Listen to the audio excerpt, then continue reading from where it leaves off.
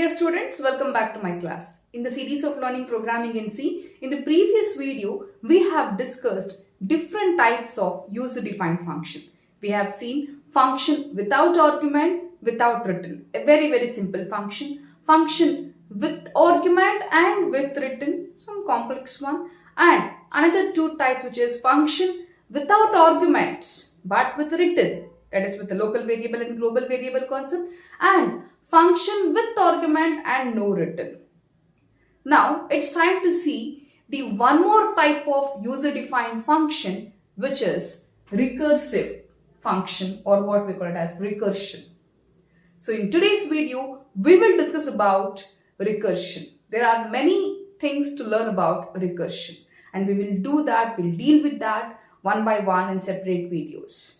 So those who are new to my channel, please subscribe to my channel and click on the bell icon so that you can get the notification of all the new videos. Do not skip the video, and if you like the video, click on the like button and share the video to all your friends.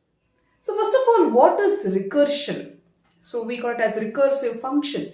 We usually use this recursive function in data structure programs, because when we say we have small functions, like function with arguments or without arguments or any type of function, it's quite difficult to handle all those types of function, because we have to deal with different function name, we have to go to that particular function definition part, all those things. Well, those who are not aware of all the other types of function, please check out the playlist. You get the videos of all the different types of user-defined functions that what we have done in the previous videos. So this recursive function is a special function actually. Why it is called as special function? Because in this process, a function calls by itself. So what is recursion? It is a process by which a function calls by itself. Let me explain this with a very small example. So I have a function by name add. Okay. And this is what the code of that, some code we have written. In this code, what I'll do, I'll make a call of the same function once again. I say add. See, when I call in the same function once again, the control will be back to the same function. And again it gets executed.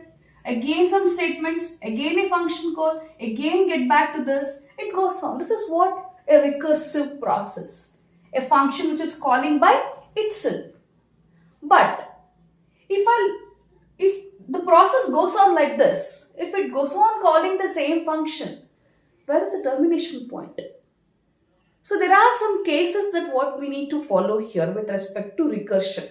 Of course, the function calls by itself, but till how many times I need to call that function, where I should stop. So for that, we need to deal with two cases, and that is what? Base case and recursive case. So we have two cases with this recursion. One is the base case, the other one is the recursive case. So what is this base case and recursive case? Let us understand this with a small syntax, or what we can call the format of using recursion. This is what the syntax for recursion. Some function name, recursive function name, followed with the code of the recursive function. We will have two cases here. One is the base case, the other one is recursive case. Now let me tell you what is base case and recursive case.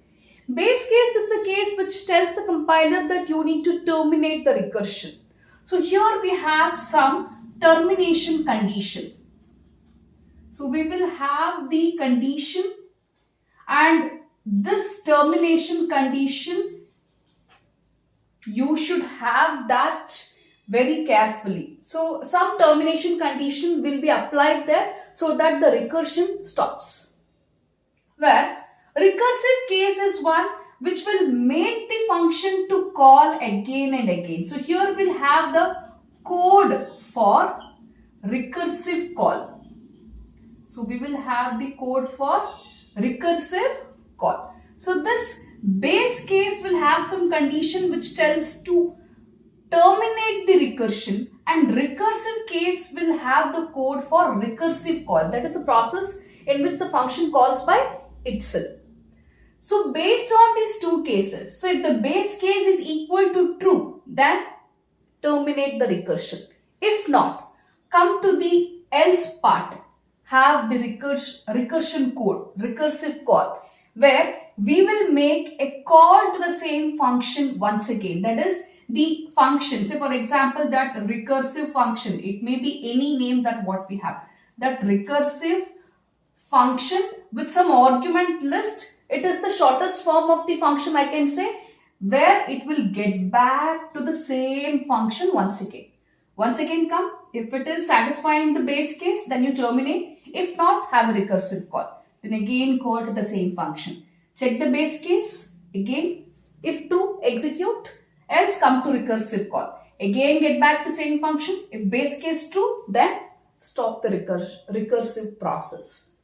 So here what happens, all these statements that what we write inside the function, sub-function, will be stored in the stack memory, inside the memory. Like statements, say for example some 5 statements we have, means 1, 2, 3, 4, 5 statements will be in the memory. Based on this, one by one the statements gets executed. How it gets executed, how the base case will be executed, when the recursive case will come, all these things we need to understand in depth now. So let us understand, hope you understand the syntax. Base case and recursive case, base case to terminate the recursion and recursive case to have a recursive call. When we have recursive call, it will go back to the same function once again, execute all the statements once again. All the statements will be in the memory once again. Okay, so how the base case gets executed, how the recursive case gets executed, let us understand with a small example program. So here is a very simple program to understand the concept of recursion. See, everyone wants to understand concept very quickly, so I don't want to waste my time. So I have an example, simple example to make you understand the recursion concept. And we are trying to find the factorial of a number in this program. You all know what is factorial. So what is factorial of 3? It is 3 into 2 into 1, which is 6. Factorial of 4, 4 into 3 into 2 into 1, which is 24. So like this process of finding the factorial of a number, we are doing it using recursion. So we'll straight away get into the program now. So we have the function declaration. The name of the function is fact, and the return type of that is integer, and it is taking only one argument, which is of integer type. Well, I have explained about all the concepts of user-defined function, that is calling function, called function, actual argument, formal argument, all those things. If you find any doubts in between, you can just simply check out the playlist. You will find the previous videos where you can understand the concept of functions. Okay, well. So we have two variables, that is local variables n and f. We say enter positive number. This program works for positive number. So we are going to accept the value into the n. Say for example, let me give the value as 3. So in my output screen, the first message that what I get is enter the positive number. So let me enter 3. Then f is also declared, let it be there. Now the value that what I have scanned, that will be stored in the address of n. The value of n is 3. Here is the function call statement. I am calling the fact function by passing this value n. So what is the value of n? It is 3. As soon as this function call is encountered, the compiler takes the control to its definition. So now it will check with the declaration, everything gets matched with arguments, aspects, all those things will be done. Then control to function definition. So here we have the local variable x, which is receiving that value that is sent in this function call. So I am passing the value of n, where n is 3, received with the variable that is formal argument x. In new memory is created x. You can also have n, no issues. So x I am using there, x is receiving 3. So these are all the statements that what we have. This is what the base case. So let me write, this is base case, that what I have written. This is base case, and this is what the recursive case. Okay, so now let us see how this base case and recursive case gets executed. So what is recursion? It's a process by which function calls by itself. Now, what we'll do, we are comparing this value with 1. If x equals to 1, so what is factorial of 1? It is 1 only. Okay. If x equals to 1, I need to return 1 to the place where the function was called. Right. If not, call the function once again. That is what the process we are doing now. So now, what happens? All the statements that what I have in the function will be stored in the memory. It will be stored in the memory, the stack memory. So what happens here? Let me write the iterations one by one here. Now what happens? We have totally how many statements here? Let me number the statements here so that you can get to know which statement gets executed. So here statement 1, this is 2, this is 3 and this is 4. Well, I have not taken the brackets. We have the code inside the brackets. So 1, 2, 3, 4. 4 statements will be in the memory. The first statement that what we need to check is x equal to 1. Statement 1. What is x? X is receiving 3. 3 equal to 1. Condition not satisfied. The statement 2 which is written 1 will not be executed. Statement 3 it will come to else. Else come to statement 4. Written. I say written. So I'll come to the else part. I'll say return x. What is x? It is 3 into fact function name of x minus 1. X is 3. So here means to say I am calling fact of 3. Right? This is what x is receiving 3. Right? It is fact of 3. So fact of 3 minus 1 is 2. So here comes the recursive call. Base case not executed, condition not satisfied. So base condition not satisfied, I'll come to else part. I'm executing the recursive case where I'm calling the same function once again. So what happens here? Function is invoked. The same function is invoked. Fact of 2 means once again call the same function. So once again call the same function means again the statements I have to write. So I am calling fact of 2 now. So again all the statements 1, 2, 3, 4 will be in the memory. So statement 1, 2, 3 and 4. So I am calling fact of 2 where what is x value? It is 2. 2 equal to 1. Again condition not satisfied. So return 1 will not be executed. Else part gets executed where I say return. What is x? X value? It is 2 into fact of 2 minus 1. It is 1. Again recursive call. Base case not satisfied. Come to else and execute the recursive case. So again recursive case gets executed. So what happens here? Fact of 1 gets executed. Means, so here it becomes 1. Again call the function. Again the statements have to be executed. So what happens here? All the statements comes to the memory. Right? So again the statement 1 means 1 equal to 1. What's the x value? It is 1. 1 equals to 1. Yes, condition satisfied. So statement 2 return 1 gets executed. So this return 1 gets executed in the sense it has to return the value to the place where fact of 1 was triggered or invoked. Return 1. See, the remaining third and fourth statement will not be executed. So here the base statement is getting executed. Base condition true. See, recursion means it will not go on calling the function again and again, again and again. There must be some break, some termination point, and that termination point we are checking in the base case. So that's what I said. While putting the base case, we should be very careful. Okay. So base case condition satisfied 1 equal to 1. So return 1 to the place where fact 1 was called. So here the answer will be, the call will be to the backward direction. So return 1 to the place where fact 1 was called. So here all these statements were incomplete. Nothing was written. I said return 3 into fact 2, function call, same function invoked. Fact 2. Again, all the statements will come to the stack memory. All the statements. Again, not satisfied. Again, else. Again, return 2 into fact of 1. The complete statement is not executed. Fact 1 gets executed. Fact 1 gets executed means fact 1 once again function call. Here the base case gets executed. 1 equal to 1, yes, condition true. The base case gets executed. Return 1 to the place where function was called means fact of 1. What will be the answer? It is 1.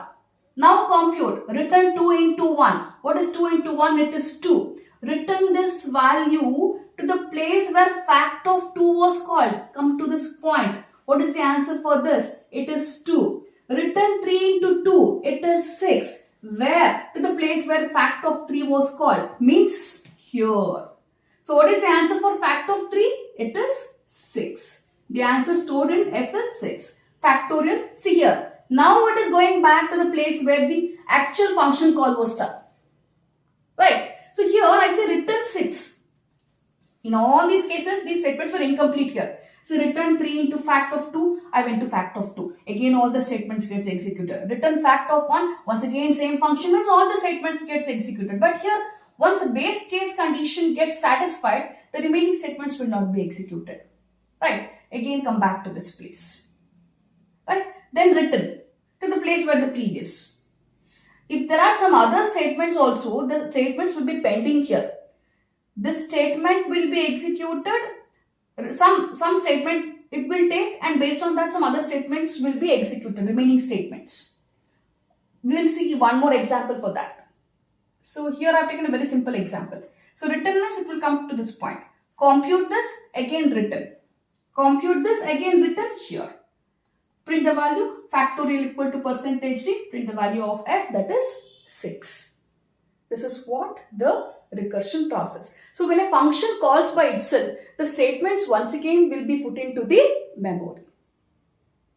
Hope you have understood with this. Right? This is what recursion. So we'll see the actual execution. Hope you have understood with this tracing.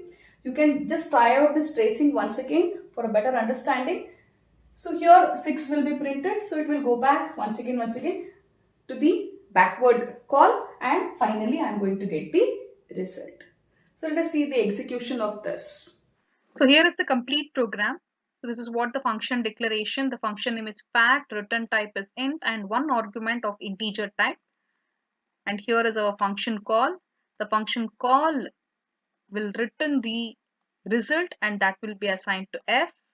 So this is the complete function definition part, and here we have the recursion. So this is what the recursive case, that is return x into fact of n minus 1. So this is recursive case, and this is what the base case. So well, I have explained everything in the dry run of the program. So if x equals to 1, then it says return 1, else it will come to the recursive case, and how the recursion proceeds and how it get back with the result we have seen in the dry run. So let us execute this program. Save the program first. Control F9. So enter a number. I say 3. So it is 3 into 2 into 1. The answer should be 6. So this is how the recursion works. So hope you have understood with this, and I suggest you people to write down the tracing of this complete recursion process. See, every time when the function gets invoked, the same function, it gets back to the same code. So all these statements will be put into the stack memory, and all the statements gets executed based on the condition. You have to do the dry run by yourself, then only this recursion will be understood clearly. So that's all for today's video. We will see one more recursion program in the next coming video. So stay tuned to my channel, and you can understand still in a better way with some more examples on recursion. So that's all for today's video. See you in the next video. Till then, take care. Bye-bye.